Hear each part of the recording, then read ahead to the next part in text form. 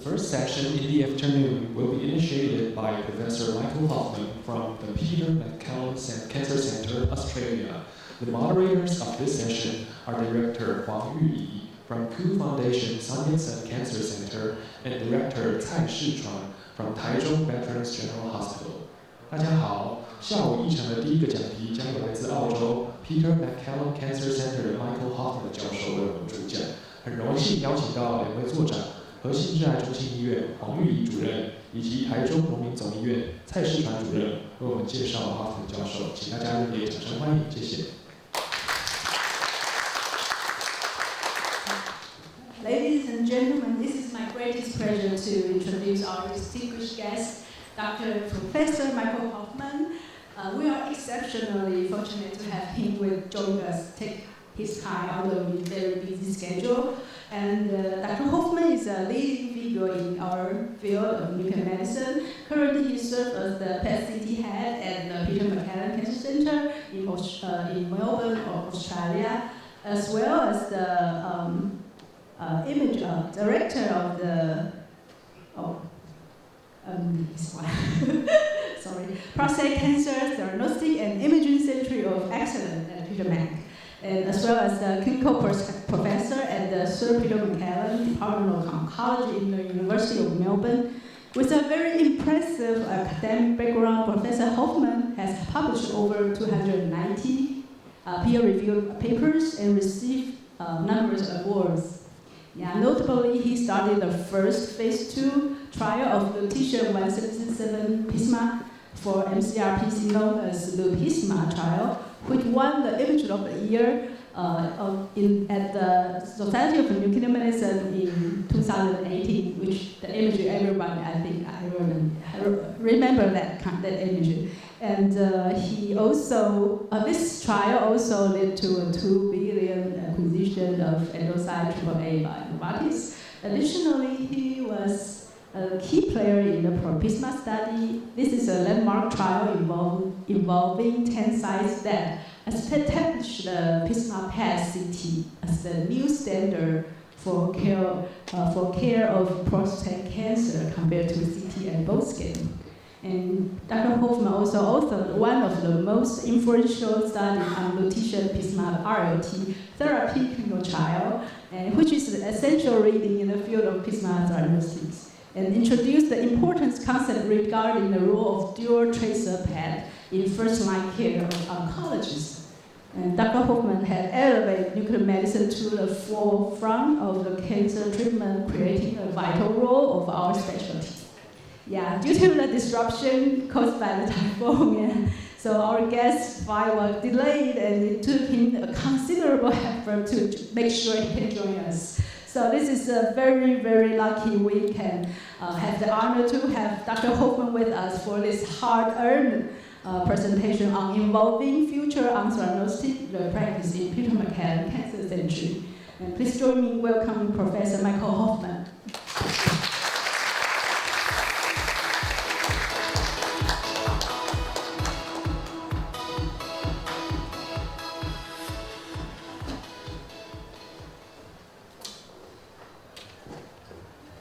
Thank you so much for the kind introduction. This is my second time in Taiwan, 2 years in a row, so maybe we'll make a habit of visiting regularly. Got a real pleasure, so thank you for the invitation. Here are some disclosures. Thank you to Novartis who have supported my trip out here. So I'm from the Peter MacCallum Cancer Center in Melbourne. This is our facility. It was opened 8 years ago as a new cancer centre. The actual Peter Mac is much older than that, but we built a new cancer hospital in Melbourne, and it's got a striking design with some very nice architecture. You have been there last year. It looks a little bit more like a museum than a hospital. And we were fortunate that when we built this, we were already doing a lot of therapy and theranostics. So I'll show you some of our dedicated theranostics facilities that we were able to build within this. And this is it. So when we built the new hospital, I think a major barrier to delivery of these new treatments is the space. to do it. In the old hospital, we used to have a chemotherapy day unit, and we used to use that area to deliver lutetium dotatate and lutetium PSMA treatment. And it was a bottleneck because we would wheel in lead-lined barriers to the chemotherapy day unit. It would take maybe an hour to set the area up. And we would be competing with our medical oncologists who wanted to use the same area to give their drugs. So it was a little bit suboptimal. So when we built the new hospital, we built this area which has appropriate shielding. So like this is all lead-lined glass so that the patient is safe from the staff, and you can see some portable lead barriers that can move in and out. And there's a central nurse's bay that's also appropriately shielded. We have a radioactive bathroom for the patients to urinate in, and we can treat around 6 patients at the same time in this facility as an outpatient. And in Australia, we do not need to admit patients, so we can do 6 patients in the morning and then 6 patients in the afternoon. So we can treat 12 patients in one day, and we currently treat about 30 patients every week with lutetium-177, either dotatate or PSMA in our centre. But I think if we look forward to the future, maybe you cannot find a cancer centre or even a hospital anywhere that does not have a chemotherapy day unit. It's pretty standard. Every oncologist has a chemotherapy day unit, and I think maybe in 5 years' time, maybe 10, every hospital will have a theranostics treatment facility set up so that we can do this in good volumes. This is our treatment volume. In red is lutetium therapy, and you can see we have been doing actually lutetium dotatate for 20 years, since 2004. But in small volumes initially. In red is lutetium dotatate, so you can see the program grows a lot, and in blue is lutetium PSMA. And so it's almost 10 years that we've been doing lutetium PSMA. We did our first treatments in 2015. And the volumes keep on growing. This year we will do over 1,000 lutetium treatments in our centre. And we use a whole range of different isotopes beyond lutetium-177. We're now using terbium-161. We have some trials coming with actinium-225, lead-212, all sorts of different isotopes. So what is the best theranostic to date? And often to answer this question, most people say maybe lutetium PSMA. They say that just because I'm a PSMA person, but in fact it is not lutetium PSMA. It is good old radioactive iodine. It's still the best theranostic we have, and this was discovered over almost 85 years ago by an endocrinologist called Saul Hertz. He was working in the US in a centre that had a medical cyclotron, and he asked whether iodine could be made radioactive, knowing that he was studying thyroid hormone metabolism, and he knew that the only organ in the body that used iodine was the thyroid gland. So this is really an early approach to theranostics, and this is his handwritten record of the first 20 cases that he cured with radioactive iodine, and you can see the date on that was 1946. And back then, he didn't have any imaging. He had no PET, and he had no SPECT. So he did this blindly, based on basic principles. He could measure the amount of iodine externally using just some probes, but he was unable to image the biodistribution of iodine. We can do that nowadays, but at the time, he was really ahead of his time. He said, my research project in the cancer of thyroid, but I believe this holds a key to the larger problem of cancer in general. At Peter Mac, we actually do all our iodine imaging with I-124, which is the PET tracer. And this is a patient with metastatic thyroid cancer, and you can see that it has ideal characteristics of a theranostic isotope, which is very high tumour uptake and almost no background activity. There's almost no normal organ uptake. In fact, in these sub-centimetre mediastinal nodes that we can barely see on the CT. They light up very brightly with I124, and the SUV max is 430. So we can achieve very high doses when we treat with I131. Here's a patient with metastatic thyroid cancer. SUV max here actually 980. The highest SUV max I've seen on I124 is over 3,000. So this is 10 times higher than we see with PSMA or dotatate. And it tells us why radioactive iodine works so well, because we get such high doses to the tumours. In this patient, we obviously changed from I124, which is the PET tracer, to I131, the beta emitter for therapy. And with a single dose of radioactive iodine, this patient is cured for life. And 6 months scan, completely normal. And the tracer is so good that without putting the blue contour, we wouldn't even know that we were imaging anything, because there's almost no background uptake. So radioactive iodine for thyroid cancer really encapsulates theranostics very nicely, and we still can't beat it despite 80 years of progress in radiochemistry. The concept of theranostics, the thera, is that we've got therapy tied to the gnostics, the diagnostic, and we can image with PET or also with SPECT, and then we can treat by just changing the radioactive label to either typically a beta emitter, but increasing interest in alpha and Auger emitters as well. So beta emitters travel about 1 millimetre or so usually, typified by lutetium-177 or iodine-131. Alpha emitters have much, much higher energy, but travel much shorter distances. And then we have the Auger electrons, which are halfway between a beta and an alpha in terms of energy, but they travel only a few nanometers. So you really need to get them very close to the DNA in order for them to be effective. I think a great feature of both iodine-131 and lutetium-177 is this crossfire effect that we get from its 1 millimetre path length. If we look at any tumour under the microscope in enough detail, we realise that not every cell expresses the target. But it doesn't matter with these beta emitters, because we get this crossfire effect when they're travelling 1 millimetre.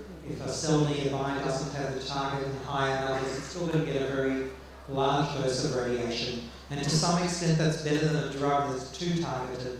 Let's say a BRAF inhibitor, where it's so targeted that maybe very quickly cells that don't express the target will build up resistance. We're lucky in Australia to have a nuclear reactor, which is a research reactor near Sydney, which makes lutetium-177, so we have a local source. That's been part of the secret to our early adoption of lutetium dotatate and lutetium PSMA, is that we could get lutetium from ANSTO and make some of these products in our hospital radiopharmacy. This slide gives us a little bit of an overview of FDA-approved theranostics. So on the left we've got radioactive iodine, first used for thyroid cancer in 1941 and then FDA approved 10 years later. If we look in the middle, radium-223, first used in 1996 and then FDA approved in 2013. Neuroendocrine tumours, I think it was actually used a little bit earlier than that. It took almost 20 years from its initial use to FDA approval. And PSMAs actually happened quite quickly, in under 10 years from first use to FDA approval. So this gives me a bit of hope that the acceleration of development and approval of novel theranostics may be happening.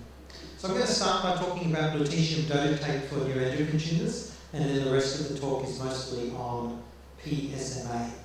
So this is a patient with a pancreatic neuroendocrine tumour imaged with gallium dotatate, and we can see just how beautiful these images are. This is the normal uptake in bladder and spleen, and then the primary, with the red arrow, is the pancreatic primary, then lots of hepatic metastases. This patient was actually treated with, I think, carboplatin etoposide chemotherapy, and after 3 cycles of chemotherapy, and the disease volume had doubled. And so this patient was discussed in our tumour board meeting, and we were deciding what to do, and we suggested let's switch to lutetium dotatate given this unfavourable response to chemotherapy, and it was very effective. After 4 cycles of lutetium, we see a marked decrease in tumour burden. This patient had an aggressive neuroendocrine tumour, P67 of 50%, so a G3 tumour, and that's after 4 cycles. And this patient went on to have multiple cycles, actually 11 cycles in total, mostly lutetium, but also some yttrium-90, over 110 gigabecquerels over almost a 10-year period. And every time he progressed, we retreated him with lutetium, and eventually he passed away from a neuroendocrine tumour. But considering that initial progression on carboplatin etoposide, we were able to convert this tumour from a life-threatening disease where the patient probably just had a few weeks to live to more of a chronic disease. We were not able to cure him, but we were able to keep his neuroendocrine tumour under control for quite a long period of time. And whilst we aim for cure with new treatments, I think being able to keep a cancer under control for a long period of time, particularly for a treatment like this that's really well tolerated, is still a very effective and rewarding treatment to do. When we started lutetium dotatate for neuroendocrine tumours, I wrote this editorial together with Professor Hicks, who was my boss at the time, standardised and randomised versus personalised. At that time, we weren't doing a lot of prospective research or a lot of randomised trials. It was very much a German-style, individualised approach. We would look at the patient and look at the tumour burden and decide the patient's dose that we would give him or administer radioactivity. We would personalise how many cycles we would give. And there wasn't a lot of standardisation. It was very personalised. I would say we practiced hyper-personalised care, and I sort of grew up with that, and I struggled with it over time, and I think I've become much more of an evidence-based medicine clinician over time, and now I think a lot more like a medical oncologist. And I think us as nuclear medicine specialists in cancer care, we do need to learn to think like a medical oncologist. So whilst personalised treatments might be optimal, high-level evidence and registration is needed first, because we want to make these treatments available. And to do that, we need prospective data. And even a small study will trigger acceptance by our oncology colleagues. For lutetium dotatate, the Erasmus group had done a 500-cycle retrospective paper, which was published in the Journal of Clinical Oncology, but it was retrospective. I think it was published in 2005. And the oncologists didn't really believe the data because it was retrospective. Whereas when we did lutetium PSMA, we did a small 30-patient prospective trial, and I think it had a lot more impact. So our oncology colleagues really want things done in a very standardised, reproducible way. And ultimately, randomised controlled trials still is the only way to convince our oncologists and our funders that we have effective treatments. So with neuroendocrine tumours, despite it being available for almost 20 years, it was really not available until the results of NETA-1 trial were published in 2017, and then more recently, earlier use with NETA-2. So the NETA-1 trial showed that lutetium dotatate had much greater efficacy than the control arm, which was hormone treatment, and really marked a separation of these Kaplan-Meier curves. And this is quite a different way of thinking. Oncologists, they live and breathe Kaplan-Meier curves. If you go to a big oncology meeting like ASCO, every presentation is Kaplan-Meier survival curve, one after the other. And then you go to a nuclear medicine meeting, and every slide is images. Look at this imaging response, look at this scan.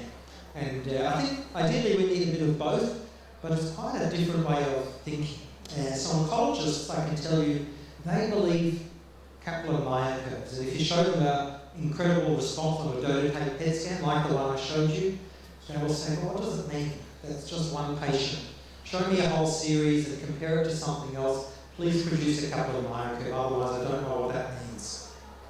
Another thing we learned in our neuroendocrine tumour world was this concept of tumour heterogeneity. It's something we pioneered at Peter Mac, was not just to do the dotatate PET, which is on the right, but also to do an FDG PET. In this patient, we can see quite different distribution. This patient's got a big pancreatic primary tumour, which is predominantly FDG positive and not much dotatate activity. However, in the liver metastases, we see a very different distribution, a metastasis that's dotatate positive and not FDG positive. And when we biopsied this patient twice, this one was a well-differentiated tumour, and this one was a poorly differentiated tumour, and it highlights how histopathology alone cannot be considered the gold standard, because in patients with metastatic disease, different sites have different grades of disease, and if you just biopsy, you may not get the right answer. And even with very advanced technology like next generation sequencing or gene expression profile, if you're going to base that off a single biopsy, it may not be representative of what's happening throughout the body. So we came up with this sort of diagrammatic characterization of phenotype with GATAT and FDG, dotatate and FDG. And this can actually perform better than histopathology in my experience, just because you get that whole body overview. And you kind of need both. You can supplement it with histopathology, but you don't want one or the other. You actually do better with both. There's a little bit of a dogma that we never cure patients with theranostics, that's the realm of surgery. Surgery is the only way to cure someone. But there are some patients that we do cure. They're not many, but this is a young patient, a 16-year-old, who had a high-grade metastatic gastronoma. This patient had actually progressed after chemotherapy and everolimus, and then came to have lutetium dotatate, and this was almost 20 years ago now, and had a complete response to lutetium dotatate. This slide is actually 4 or 5 years old. We now have over 16 years follow-up, and you can see how advanced her liver metastatic disease was at the time. And she hasn't had treatment for 16 years and remains disease-free. There's also neuroendocrine tumours have it's a big family of tumours. It's not just gastric and pancreatic neuroendocrine tumours or lung pancreatic or lung. It's also metastatic paragangliomas. This is a patient we treated with lutetium dotatate. Pediatric neuroblastoma. This is a child who had progressed after multiple lines of chemotherapy and participated in a phase 1 trial, had MIBG treatment and was progressing very rapidly. And when we treated him with lutetium dotatate, we had such a fantastic response. And this was actually an extremely durable response as well.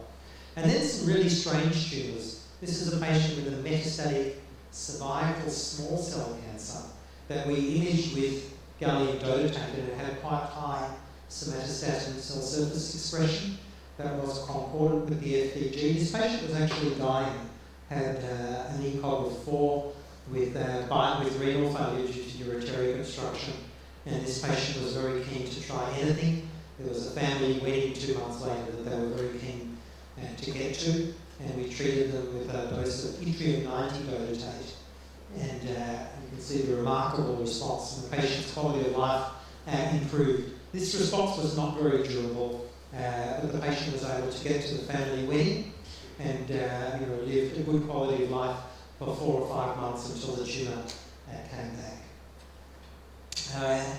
So we're going to leave neuroendocrine tumours, which is kind of Peter Mac 2005 to 2015, although we still have a very large neuroendocrine tumour program, and we're going to transition to PSMA. But it was really the foundations of having a gallium generator and expertise with lutetium, with dotatate, that led to our centre being an early adopter of PSMA for prostate cancer.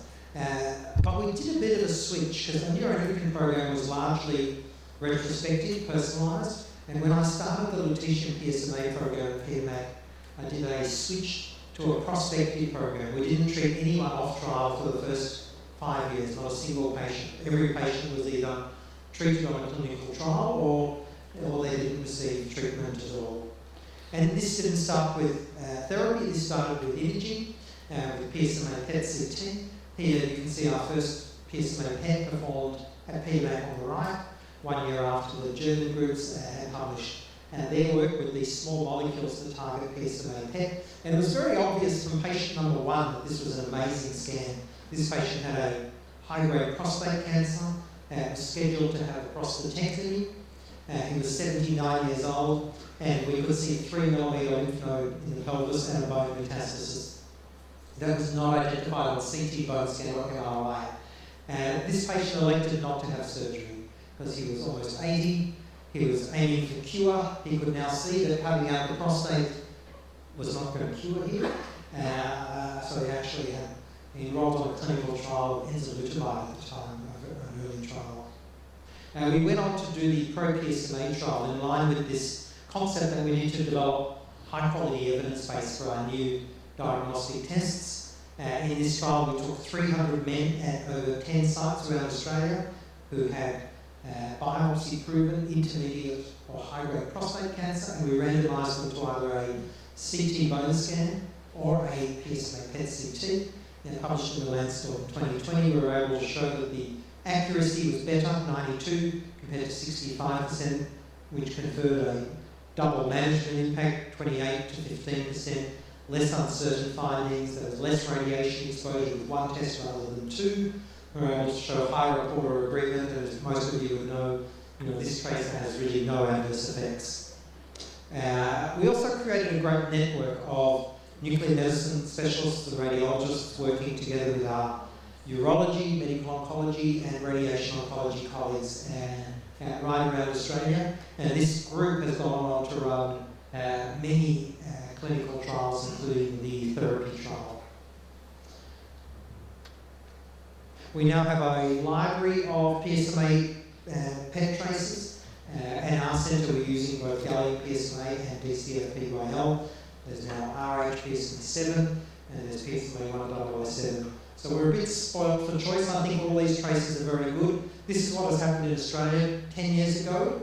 There was one centre doing PSMA PET-CT, and now actually there are more than 120 PET-CT scanners in Australia where you can get a PSMA PET scan now. So it's very widely available, and it's reimbursed for staging and biochemical recurrence. So this has been a real paradigm change in patient management, and now this is a standard of care in Australia. If you're diagnosed with prostate cancer prior to prostatectomy for staging, you will not have a CT and a bone scan. You will go straight to a PSMA PET-CT. I think we're seeing this change globally as well. It's now in the clinical guidelines, the NCCN guidelines saying that PSMA PET-CT is equally effective, if not more effective, and you no longer need conventional imaging, and the EAU, the European guidelines, are similar as well.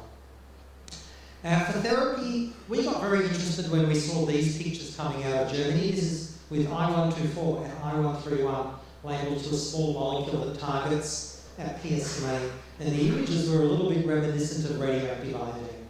There's super high tumour uptake, not a lot of background uptake. In this very small series, there was a high response rate. A little bit later than that, the first description of lutetium PSMA 617 came out of Heidelberg, that actually won the Image of the Year award from the SNMI in 2015. And on the background of all this work being done in Germany, we decided to do a small trial, only 30 patients, that expanded to 50 patients. And we took patients that had failed chemotherapy and hormone treatment, and we looked at efficacy and toxicity, and we were able to show some remarkable responses. These were the 8 best responders in our study, which was the SNMI Image of the Year 2018.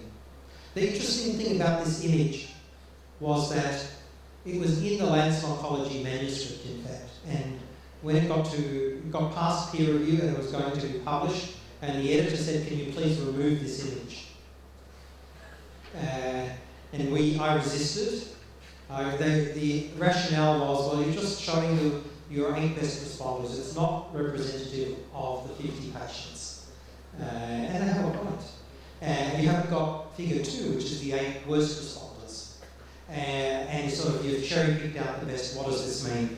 So I said, okay, I'll move it to the supplementary appendix. I'll take it out of the main manuscript. And they said, no, either remove it completely. So we did, and it got published in the Journal of Nuclear Medicine instead. But it highlights the different way medical oncologists think, where this is potentially a biased image, and they want Kaplan-Meier curves, versus nuclear medicine that loves these images, awards it the image of the year. So I've learned a lot about the medical oncology mindset versus the nuclear medicine mindset by publishing in oncology journals. Here's one patient from this series who had an incredible response. This was actually after just 2 cycles. His PSA dropped by 99%. But more importantly, he felt a lot better. His wife was an oncology nurse. His story was published in a newspaper article in Australia 10 years ago, when this was kind of a new therapy and no one had really heard of it. And these were the words of his wife. He was on heavy medications to cope with bone pain, and he spent most of the day asleep.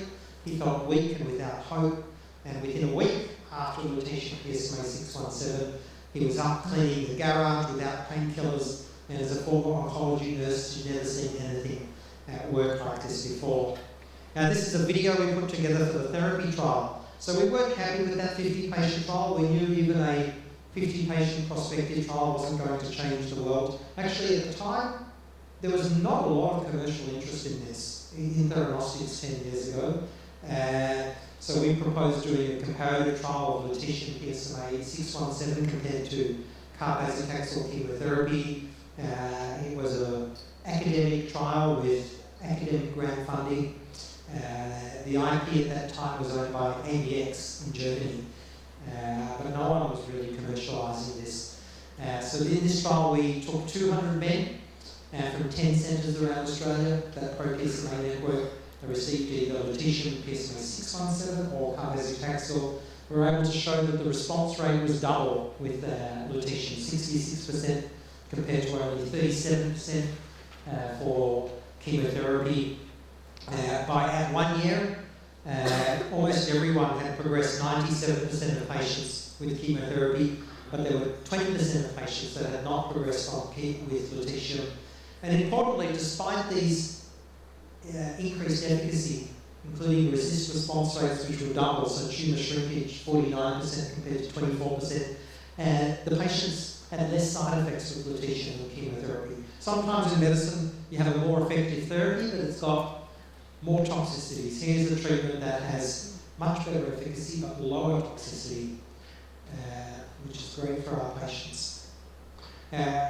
Here's patient-reported outcomes. Patients filled out questionnaires on the therapy study, and we're able to see that many of the side effects that you get from chemotherapy just don't happen with lutetium.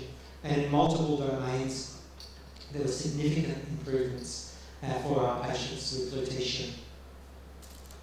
We now have actually 5 published randomized controlled trials of lutetium PSMA 617, and I'm just going to run through these briefly. Shortly after the therapy trial, actually just a few weeks later, in New England Journal of Medicine, the VISION trial was published. This is the sponsored trial, very large trial, over 800 men from many centres in USA and Europe, with a primary endpoint of both radiographic PFS but also overall survival. And they were able to show categorically that this improves survival for the first time significantly. And importantly, not just survival but also quality of life. And this is another way of showing quality of life. And in blue is the lutetium, in red is the standard of care arm. We can see just how much longer patients have less pain, better function, better emotional well-being. Just about every measurable outcome of quality of life is improved by many months, even as long as a year with lutetium. In 2014, so this year alone, we've had another 4 randomised trials of PSMA 617 that have been published. This is the ENZA-P trial, another Australian trial conducted in that network of sites. This one led by Louise Emmett out of Sydney. This is a randomised trial where we took patients with higher risk disease who are likely to fail with enzalutamide This was pre-chemotherapy, so bringing lutetium one step earlier, and they were randomized to either enzalutamide or enzalutamide in combination with lutetium PSMA. And the theory here was twofold. One, that lutetium would be effective early on, rather than after chemotherapy, and two, that enzalutamide would increase the efficacy by causing some PSMA receptor upregulation. So a lot of biomarker analysis was embedded in this trial. There's quite a bit to be published. Soon, some was just presented at EANM actually. Here you can see a baseline scan, PSA is at 140. Everyone had another PET scan at 2 weeks. And despite the PSA dropping, which tells you that the enzalutamide is working, the PET scan looks worse. But this is not progression, this is just PSMA upregulation. And then this patient's treated with 2 cycles of lutetium, and at day 92 we can see a complete response on the scan and an undetectable PSA. So in this trial, a positive trial, PSA progression-free survival, radiographic, PFS were both superior in the lutetium arm, and this cohort is continuing to be followed up for overall survival, and I think that analysis is going to be run quite soon. Another large trial presented and published recently is the Novartis PSMA-4 trial. This is a phase 3 trial, almost 500 patients, again bringing lutetium one step earlier, pre-chemotherapy. So patients randomized to either lutetium or a crossover androgen receptor pathway inhibitor, so ABI or ENZA, in patients who have progressed after a similar drug. Primary endpoint being RPFS, secondary endpoint being OS. So this is the overall survival, and this was not actually improved. However, over around 80% or more of patients crossed over, minimising the ability to sort of look at survival. However, our quality of life and RPFS was markedly improved with lutetium, and the quality of life differences are really quite marked. So I think this tells us that this is a very effective treatment option, and I think in the future we're probably going to see lutetium being used prior to docetaxel chemotherapy, and maybe docetaxel will be pushed as a later line of therapy, so you'll have lutetium first and then docetaxel later. And the last randomised control trial that I'm going to talk about is led by Peter Mac, from myself and Rona Zad, which is the upfront PSMA trial published in Lancet Oncology only a couple of months ago.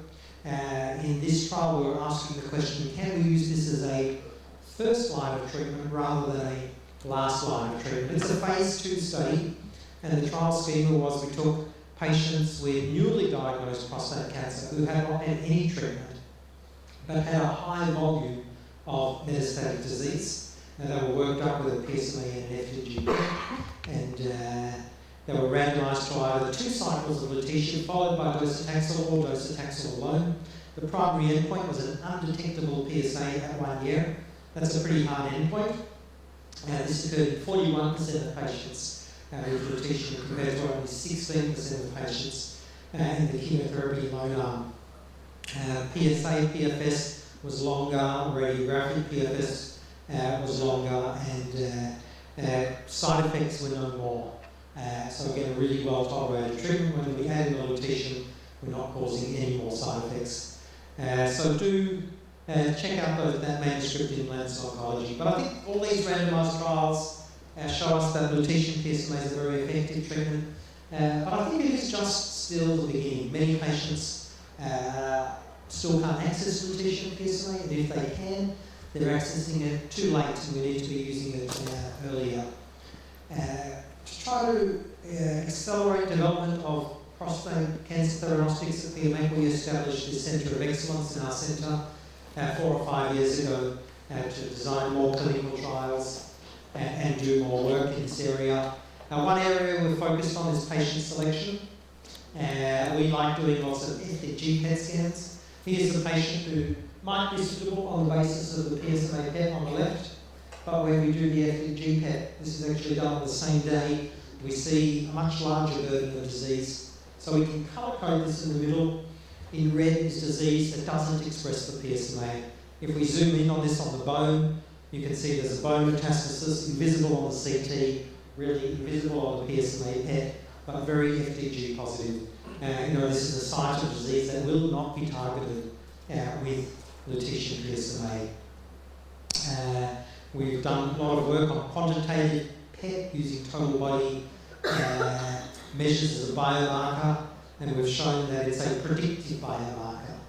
In the therapy trial, if you have very high PSMA expression on the PSMA PET, you have 12 times likelihood of responding to lutetium rather than chemotherapy compared to 2 times higher odds in the remaining patients.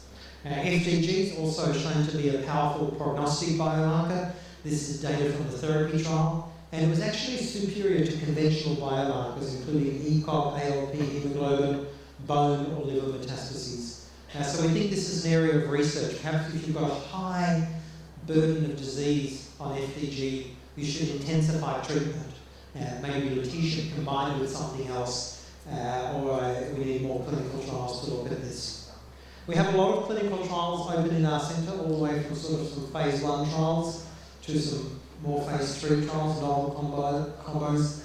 I don't have time to go through all of these. I think I'm going to highlight maybe 1 or 2. But we are lucky to have the whole periodic table to play with in nuclear medicine. And we've got PET, SPECT, beta, alpha, ozone, and there's one isotope that does all of them. Only one, which is terbium. There's various isotopes that can do any of these. This is why we've had particular interest in our centre. So terbium versus lutetium. Lutetium emits these beta particles that travel a reasonable path length, 1 millimetre, whereas these Auger electrons travel just a few nanometers. And we think that lutetium may be limited because of its inability to target very small residual clusters of tumours. In these cell experiments, we can see that terbium is much more effective than lutetium, and this has been replicated in some small animal experiments, but whether this is true in humans, we don't know. So we've gone on to conduct the Violet trial of Peter Mac. This was a phase 1-2 trial of terbium-161 PSMA. We dose escalated to 7.4 gigabecquerels. This is patient number 1 in the study. You can see the PSMA PET on the left. This is actually the 4, 24 and 96-hour pictures. And terbium also emits a gamma, similar to lutetium, so we can get some very nice images and do dosimetry. And these are the post-therapy images in patient number 1 on the trial, PSA going from 16 to less than 1. This trial is now fully recruited and in the follow-up phase, so we hope to be able to present the results of the trial next year. And the last trial I'm going to talk about is a little boutique trial. This is for the urologists in the audience, if there are any. This is the lutectomy study, where we gave 1 or 2 cycles prior to patients undergoing prostatectomy. And we're able to look at dosimetry. This is quite remarkable. This is a scan of a patient with a prostate cancer. You give the drug intravenously, and there's almost no background uptake, but everything concentrates in the prostate cancer. And in this patient, the dose on the right, you can see this prostate cancer actually received over 100 gray from a single intravenous injection. We were also able to show that the surgery was easy to perform. If you give external beam, you get a lot of surrounding fibrosis, and the surgery is difficult afterwards. But after lutetium, it really, because of its short path length, doesn't cause a lot of side effects, and the surgeons were able to operate without any difficulty. Here's one patient on the therapy trial where we saw a large lymph node responding and a really great PSA response and undetectable PSA. And when the surgeon took out this lymph node and cut it up, we could see marked radiation response. It was very gelatinous in the middle, and this node really received a very high dose of radiation. We're also doing a lot of translational work as part of this study, because every patient went on to have a prostatectomy. We've got a lot of histopathology, so we can try to understand some more basic science about how lutetium works. Is there any immune infiltrates in there at the moment? So we have a urology PhD fellow, Dr. Epen, who's doing a lot of very advanced analysis on all these prostate cancer specimens. So as we start both PSMA PET or dotatate and therapy, we really need to do this as part of a collaboration with our clinical colleagues. We published this article that we must embed the nuclear medicine physician in the prostate cancer multidisciplinary team. I think the success of our program at Peter Mac has been that we work very closely with our clinical colleagues. So really a shout out to everyone else in the program that makes this all possible. A real great team effort. And if you're interested in more videos, we have a little channel on YouTube where we put up a lot of educational videos, so you can scan the QR code and subscribe. Thank you so much.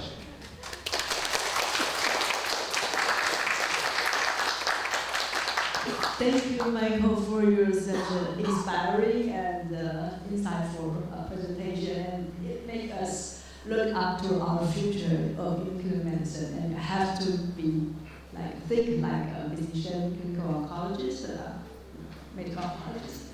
So on behalf of our society, I would like to present this as certification and appreciation of our society.